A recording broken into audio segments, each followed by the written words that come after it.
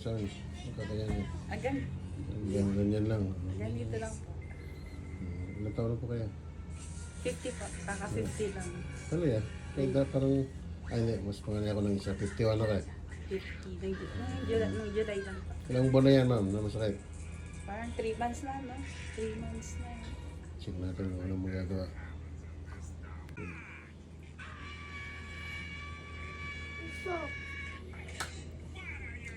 Ayun. Parang nasa ilalim ko ng kikil. Yan po. Hindi ko alam kung saan kuya yung sakit eh. Hindi, pag nagkamali yung pwesto ko, doon lang mas... Medyo nakataas na ng kaunti. Oo, nakataas na po. Ito na. Beli ka na. Ayan, sige. Lagay mo dito. Ito. Abot-abot na. Ito paano? Dito mo. Ayun, abot-abot na. Pwede ka na magbihis. Sige, try mo lang. Ay.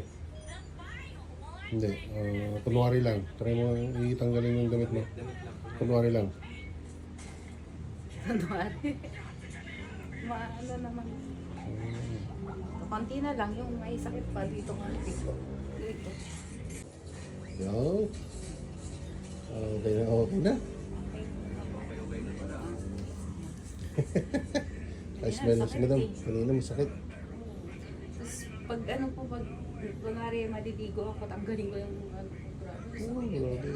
Hindi ko alam, tinatawanan ako ng anak. Mga pa-therapy mo. Eh, nakikita ko po yung mga nagpapa-therapy po, hindi gumagaling. Malaki naman ako pagbabago. Ganyan na. Ganyan ko na dati hindi. Totoo yan. Hindi mo ganyan pag Hindi gawin ko mo. naman ganyan dati. Totoo yan. Mga naabot-abot yung mga hindi mo dati naabot. Pero siyempre, exercise ko na. Yan, tama po, tama. Yung mga hindi mo naabot doon.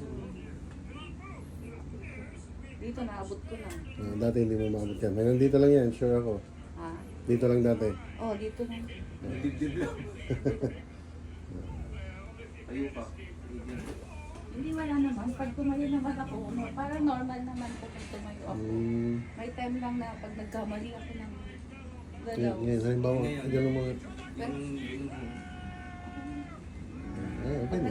naggaganon ako, masakit. Masakit na yan. Sure ako ganyan. Opo. Okay na ngayon. Nawala.